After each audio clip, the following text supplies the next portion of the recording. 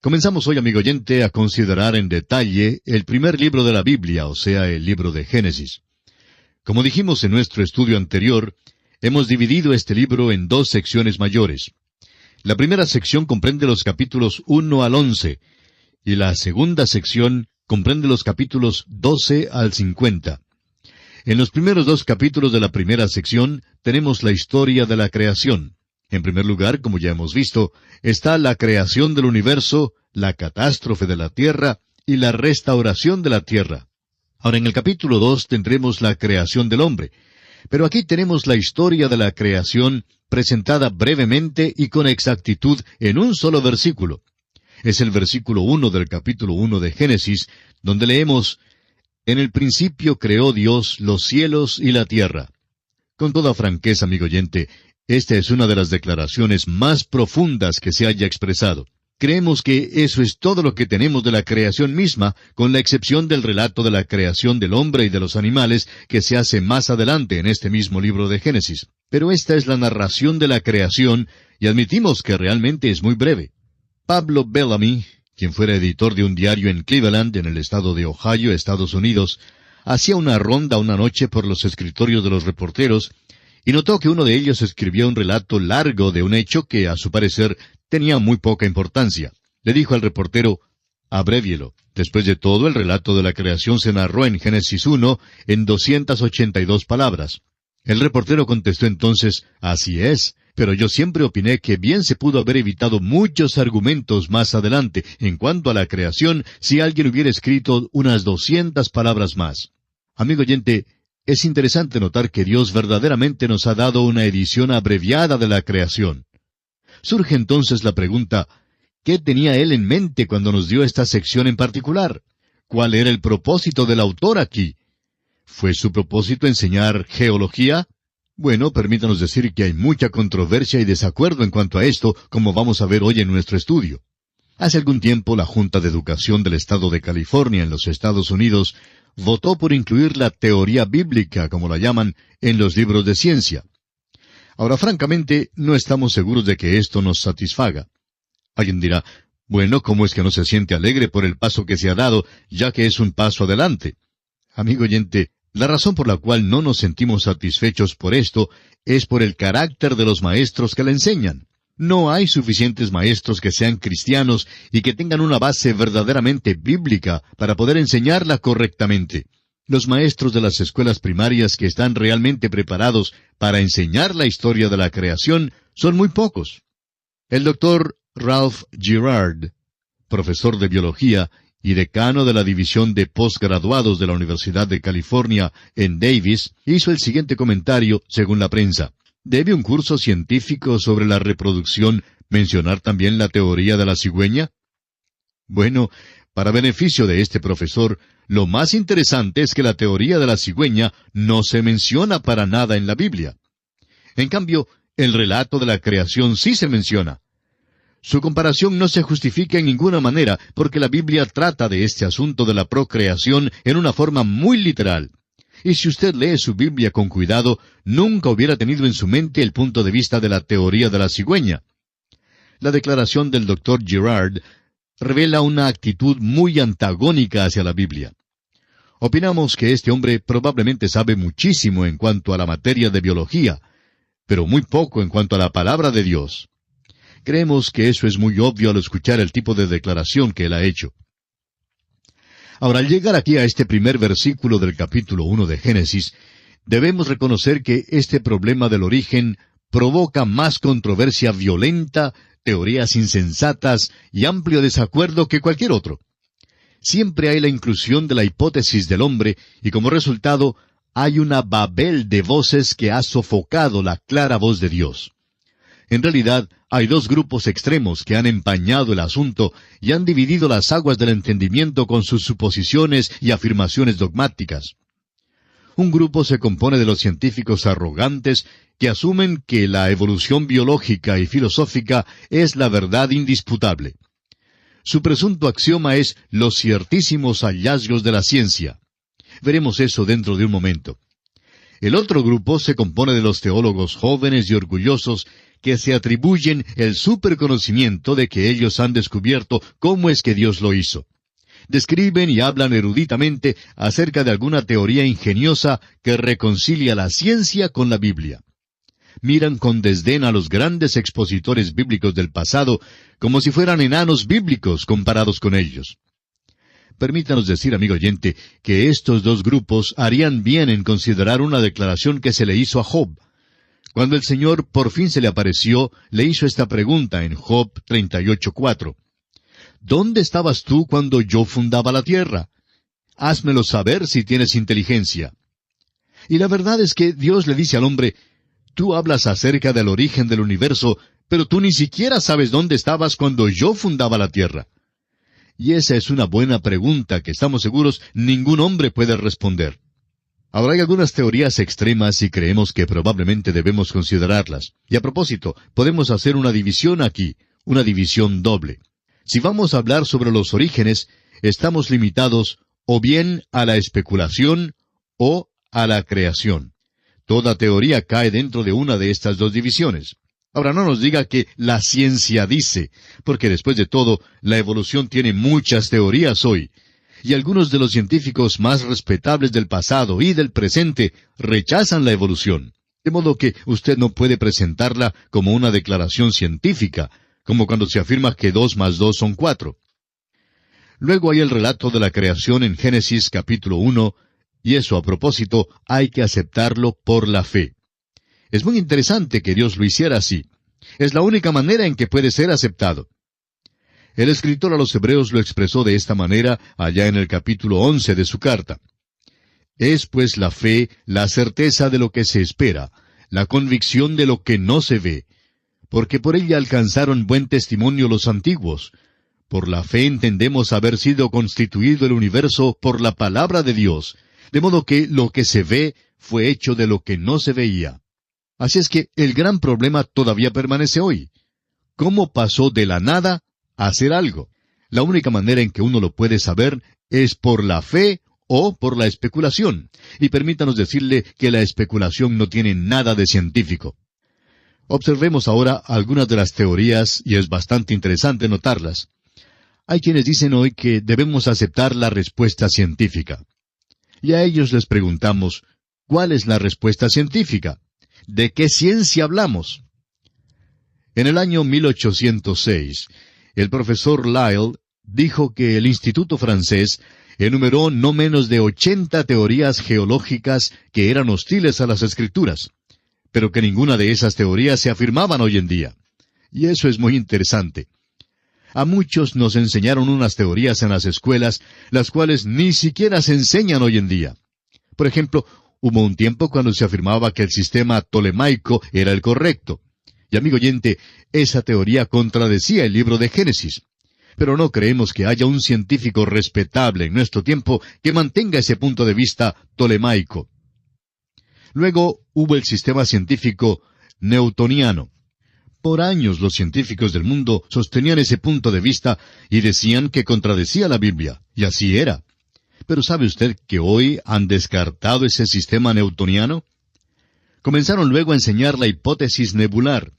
Enseñaban que la materia es indestructible.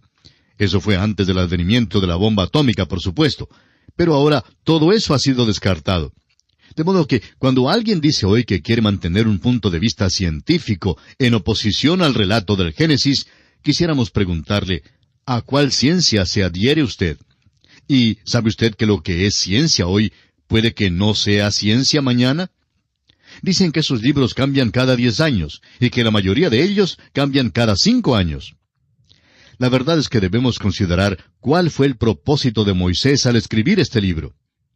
Creemos que él se reiría de toda esa confusión que ha resultado hoy en cuanto al relato de la creación. El apóstol Pablo nos dice el propósito de la Escritura. Él dice en su segunda carta al joven Timoteo, en el capítulo 3, versículos 16 y 17, «Toda la Escritura es inspirada por Dios y útil para enseñar, para redarguir, para corregir, para instruir en justicia, a fin de que el hombre de Dios sea perfecto, enteramente preparado para toda buena obra». ¿Cuál es entonces el propósito de la Escritura? El propósito es instruir en justicia. No fue escrita para enseñar geología ni biología. Fue escrita para mostrar la relación del hombre con Dios y los requisitos de Dios para el hombre hoy en día y lo que el hombre debe hacer para ser salvo. Usted puede escribir esta pregunta sobre la primera parte del libro de Génesis. ¿Qué debo hacer para ser salvo? Suponga, amigo oyente, que Dios hubiera dado una declaración científica de la creación. ¿Cuántas personas de la época de Moisés podrían haberla entendido? ¿Cuántas personas aún en nuestro tiempo podrían entenderla? Usted debe recordar que la Biblia no fue escrita para profesores doctos, sino para la gente sencilla de todas las épocas en todas partes. Sin embargo, siempre ha atraído a los hombres inteligentes, y queremos decir a los hombres verdaderamente inteligentes. De modo que no está expresada en esa clase de lenguaje. Si hubiera sido escrita en el lenguaje científico de la época de Moisés, ciertamente la habrían rechazado. Los hombres han salido con varias soluciones con respecto al origen del universo. Una de ellas es que es una ilusión. Bueno, esa declaración está ciertamente en oposición a los hechos, ¿no le parece? Sin embargo, hay muchos que la afirman. Luego hay quienes dicen que el universo se originó espontáneamente de la nada. Bueno, eso es lo que dice la Biblia en cierta manera, pero hay que recordar que fue porque Dios habló, Dios lo creó. La tercera versión es que no tuvo origen, sino que ha existido eternamente. La cuarta versión es que el universo fue creado.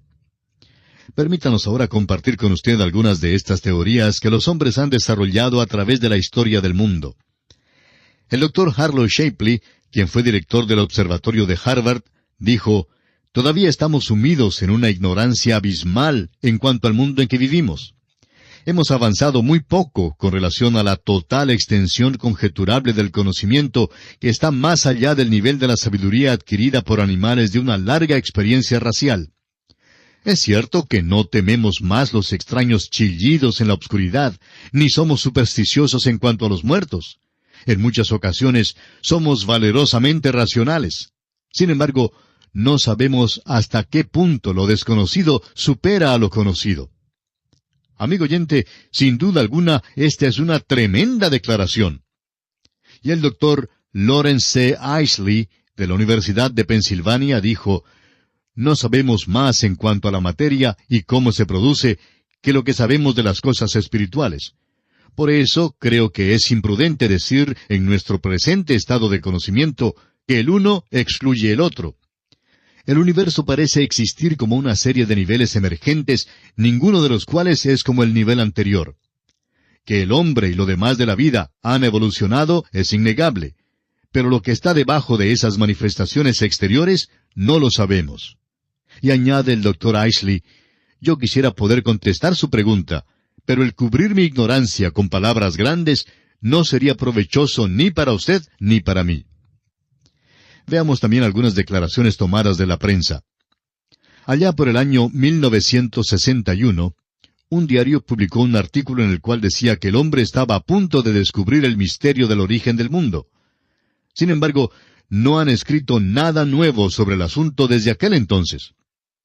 El biólogo Edwin Conklin, hablando sobre la evolución, declaró, «La probabilidad de que la vida se originara por accidente se compara con la probabilidad de que el diccionario completo se originara por una explosión en una imprenta».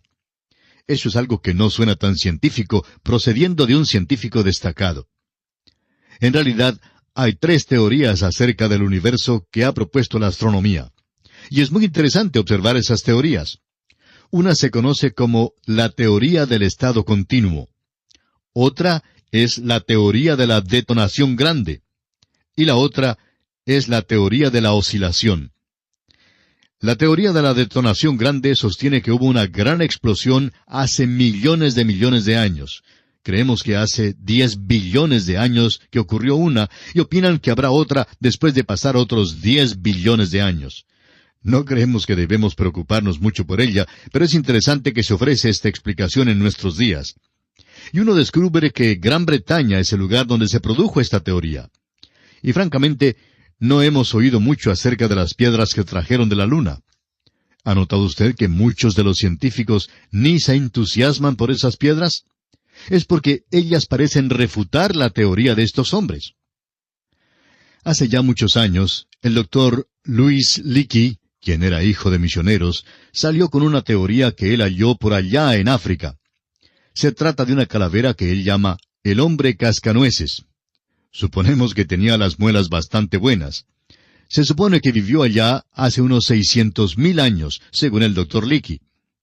Bueno, ya hemos tenido teorías así como estas antes, pero muchos de los grandes científicos de hoy no son engañados con ellas. Ahora, el doctor Lawrence S. Dillon, profesor asociado de biología de la Universidad de Texas, dice, «El hombre no es animal, sino una planta que evolucionó de una alga marina. Todo animal en realidad es un tipo de planta altamente modificada que se ha derivado hace 1 billón de años o algo así de una ascendencia común con una alga marina». Ahora es posible que usted y yo hemos estado buscando a nuestros abuelos en el lugar equivocado. Algunas personas los han estado buscando en un árbol. Debiéramos estar por allí arrancando las algas marinas, porque ellas son nuestros abuelos. Amigo oyente, esto se vuelve verdaderamente ridículo cuando uno lo pone al lado de algunas otras cosas. Los dogmas de la ciencia pueden llegar a ser hasta una tontería absoluta. Según el doctor J. V. N. Talmage, cuando en las excavaciones arqueológicas se encontraba objetos prehistóricos culturales, se acostumbraba a arreglarlos de tal manera que aquellos objetos más rústicos siempre fueran datados o fechados más antiguos que aquellos de un tiempo más reciente, sin dar importancia al lugar donde fueran hallados. Sin embargo, ha sido desconcertante el hecho de que a veces han encontrado una civilización avanzada debajo de lo que parecía ser una civilización prehistórica. Hay tantas otras teorías así que se ofrecen hoy en día en cuanto al principio de la Tierra. El doctor Klaus Mantel, de Alemania, dijo, «No veo razón para que la raza humana se vea más relacionada con monos que con canarios o canguros». Tal vez esa es la dirección que debamos seguir en busca de nuestros antepasados. Ahora, como usted sabe, amigo oyente, ni siquiera los evolucionistas se ponen de acuerdo. La teoría evolucionista se divide en muchos aspectos y puntos de vista. Nunca ha sido probada como la verdad. Es una lástima que cuando uno llega al nivel de los falsos científicos, y estamos pensando en los maestros que hoy enseñan ciencia en las escuelas, que no pueden presentar un criterio justo porque les fue ofrecido solo un punto de vista en la universidad. El doctor G. A. Kercott, del Departamento de Fisiología y Bioquímica en la Universidad de Southampton, en Inglaterra, ha escrito el libro que lleva el título «Las implicaciones de la evolución».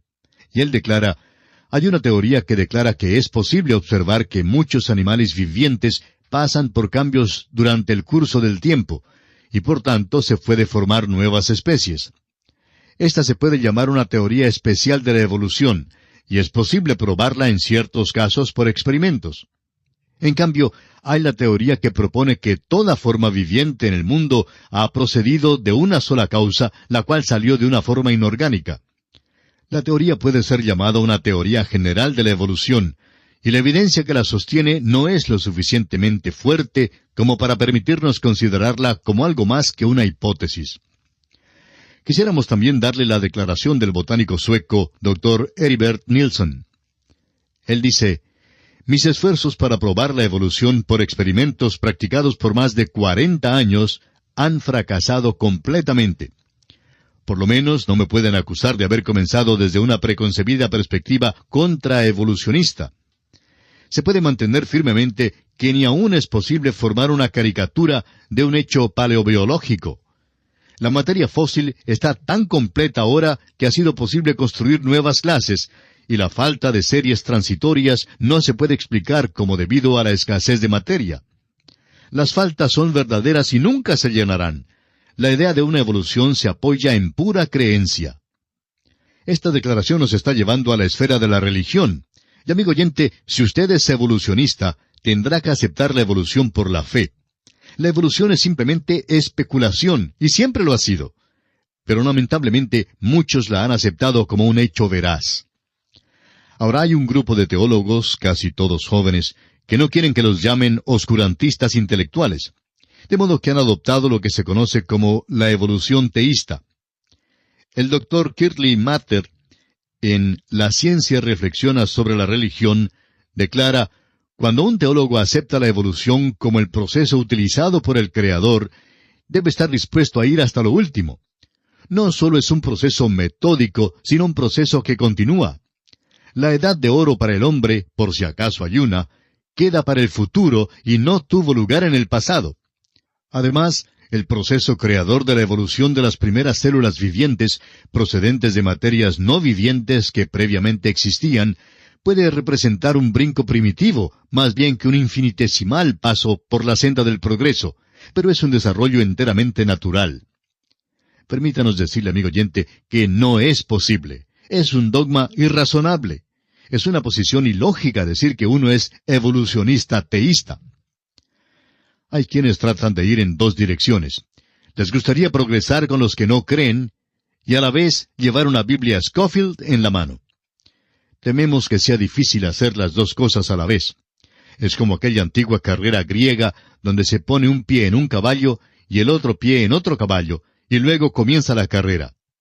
Bueno, es magnífico cuando los dos caballos corren en la misma dirección. Pero cuando uno de los caballos decide correr en una dirección y el otro caballo en otra dirección, pues se encuentra uno en aprietos. Hay que determinar con cuál se queda, y esa es precisamente la condición del evolucionista teísta. Ordinariamente se equivoca de camino. Por lo general, se equivoca de caballo también. Hoy se encuentran tantos seres inteligentes que parecen estar mal informados. Hace años la revista Liberty publicó un artículo en el cual decía, entre otras cosas, según la historia bíblica, ¿cuál es la fecha de la creación del mundo? ¿Y sabe usted, amigo oyente, lo que dieron como respuesta? 4004 años antes de Cristo. Absolutamente ridículo. ¿Quién estaba allí sino solo Dios? Dios creó el universo. Bueno, amigo oyente, nuestro tiempo se ha ido ya y tenemos que detenernos por hoy en este lugar.